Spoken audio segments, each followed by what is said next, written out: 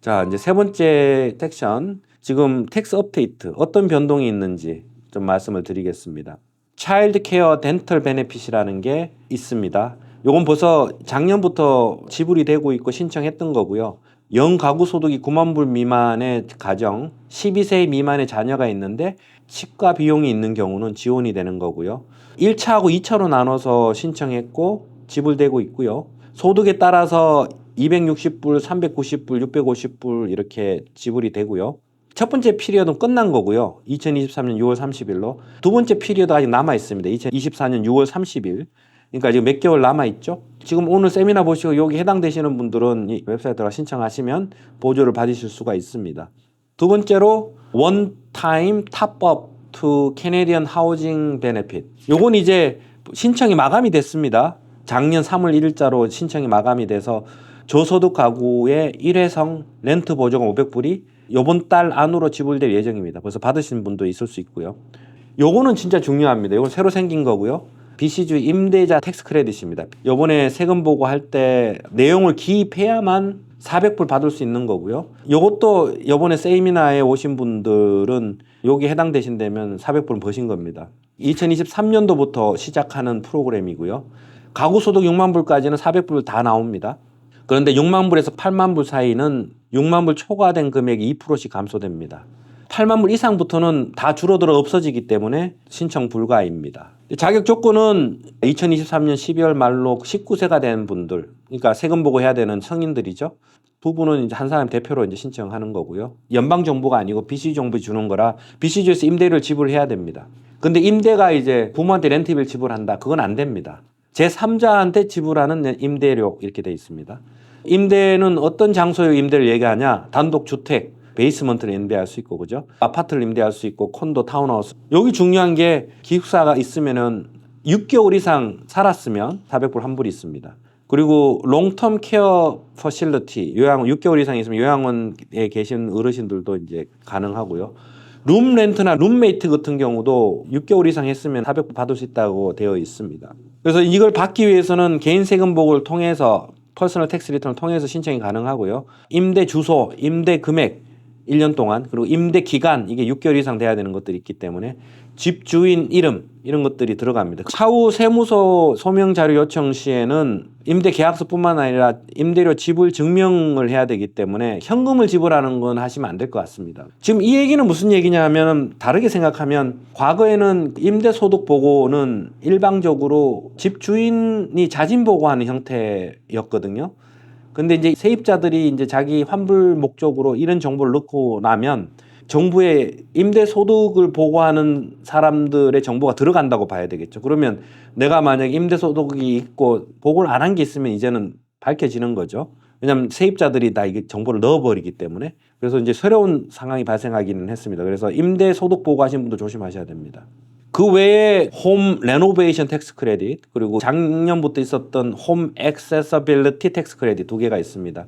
이거는 고령자나 장애가 있는 가족들 세컨들리 유닛을 만들고 레노베이션 해주고 그들의 생활 공간을 만들어주고 이랬을 때는 7,500불까지 환급이 되는 그런 내용이고, 작년부터 있던 액세서빌리티 텍스 크레딧은 고령자나 장애인이 집에 있을 경우 위험을 줄이고 움직일 때 좀 편하게 하기 위해서 레노베이션을 하고 수리를 하고 변경할 수 있죠. 이런 경우는 3,000불까지 환불이 된다. 뭐 이런 얘기입니다. 그래서 요거 또 2023년도에 신경 써야 될 부분이긴 합니다. 그 외에 이제 2023년 세금이 이렇게 변합니다. 내용에서 제일 큰 게 FHSA에 대한 부분입니다. 비과세 레지스터 플랜이 기존에 있던 게 RRSP와 TFSA 두 개가 있었죠. 두 개의 차이는 RRSP 같은 경우는 소득이 있는 분들이 적립할 때는 공제받고 찾으면 소득이 되는 그런 부분이죠. 이게 뭐 취지 자체가 젊었을 때 소득 공제를 받고 텍스 세이빙을 하고 소득이 없어졌을 때 이걸 해약함으로 인해서 그때 과세 되더라도 세금을 줄일 수 있는 개인연금 형태죠. TFSA는 RRSP에 여러 가지 문제점이 있어서 그 보강하기 위해서 새로 만든 거죠. 그래서 이거는 적립을 해도 소득공제를 못 받습니다. 근데 또 장점이 마음대로 찾을 수 있습니다. 그 두 개가 기존에 있던 건데 이번에 2023년부터 FHSA, First Home Savings Account가 새로 생겼죠. 이건 이제 최초 집 구매 목적으로만 사용이 가능하고요. 그리고 4만 불까지 적립을 하고 최초 집 구매 때 4만 불까지 사용할 수 있는 내용입니다. 그래서 아직 집을 구매를 안 하고 계신 분 같은 경우는 세 가지의 내용들을 지금 잘 파악을 하시고, 특히 새로 생긴 FHS의 장점, 요건 이제 RRSP와 TFS의 장점을 모아놨다고 봐야 되거든요. 요걸 잘 이용하셔서 집 구매하는 게 굉장히 유용합니다. 그래서 오늘 세미나에 사실 이 내용을 모르셨고 집 구매 계획이 있으신 분은 이것만 아셔도 큰 도움이 되실 겁니다. RRSP하고 TFSA하고 FHSA 이걸 비교해 놨습니다. 몇 가지만 설명하겠습니다. 이 세 가지가 어카운트를 개설하고 그 안에 금융 상품을 사서 넣는 겁니다. 이게 뮤추얼 펀드도 되고 주식도 되고 이 안에 GIC도 되고 여러 가지 형태의 인베스트먼트를 이 계좌 안에 하는 건데, 이 세 가지의 공통점은 이 안에서 발생하는 금융 소득, 사고 팔고 뭐 양도소득 이런 게 다 비과세라는 거죠. 그래서 매년 그 안에서 몇만 불, 몇천 불 이익이 나도 일단은 세금 내지 않습니다. 왜냐하면 non taxable, tax free 어카운트이기 때문에. 그리고 이 세 개의 공통점은 또 최초 거주용 집 사용할 때 세딱 사용이 가능합니다. 장단점이 있긴 하지만 뭐 그건 설명을 해드리겠지만. 그리고 마지막이 세 개 다 NOA 두 번째 장에 나옵니다.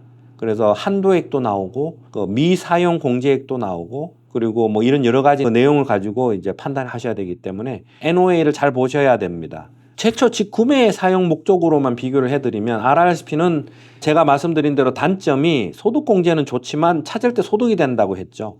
그런데 이제 35,000불까지는 사실은 홈 바이어스 플랜이라는 게 있어서 빌려주는 형태로 인출이 가능합니다. 단 15년 안에 상한 조건입니다. TFSA는 마음대로 찾을 수 있죠. 있으면 찾아서 쓰면 되죠. FHSA 같은 경우는 4만 불 가량을 적립을 한 다음에 사용할 수 있는데, RRSP의 소득공제 부분과 TFSA의 해약 시 비과세라는 부분의 장점을 양쪽 다 따온 거예요.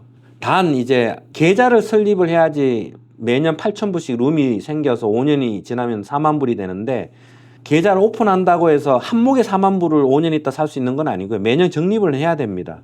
팁을 드리면 소득이 없는 학생들 같은 경우도 당장 소득공제를 받을 수는 없지만 소득공제는 2월이 가능합니다. 취직을 해서 이제 소득이 발생하는 그 해에 이게 한목에 쓸 수도 있습니다. 그래서 이런 경우라도 집 구매 계획이 있다면 하는 게 맞고요. 그리고 급여 소득이 있는 젊은 분들 같은 경우는 RRSP를 사고 계셨던 분들은 FHSA가 먼저고요. 그리고 나서 여유가 있으면 RRSP로 넘어가는 게 맞고요. 그리고 나서 여유가 있으면 TFSA로 넘어가는 게 맞고요. 그렇게 했을 때 한 5년 지나잖아요. 그러면 FHSA 4만 불과 RRSP의 홈바이어스 플랜 3만 5천 불, 그럼 7만 5천 불 정도는 집 살 때 일단 세금 안 내고 다운페이를 하는데 사용할 수 있고요. 부부 같은 경우는 각자니까 7만 5천 불, 7만 5천 불, 다음 15만 불이 비과세로 집 살 때 사용할 수 있고, 그리고 현재 집 한 채가 있는데 임대를 주고 있고 나는 렌트 살고 있다. 이런 경우도 자가는 없는 거죠. 이 경우도 이 어카운트를 사용해서 혜택을 볼 수 있습니다. 부모가 자녀한테 FHSA를 도와줄 수 있겠죠. 근데 이게 조심해야지 되는 게, 부모가 자녀의 FHSA 계좌로 직접 송금하는 건 아닌 것 같습니다. 자녀한테 일단 현금 정려를 하고, 자녀 계좌로 현금 정려하고 그 계좌의 적립은 자녀가 직접 할 수 있도록 하는 게 맞고요.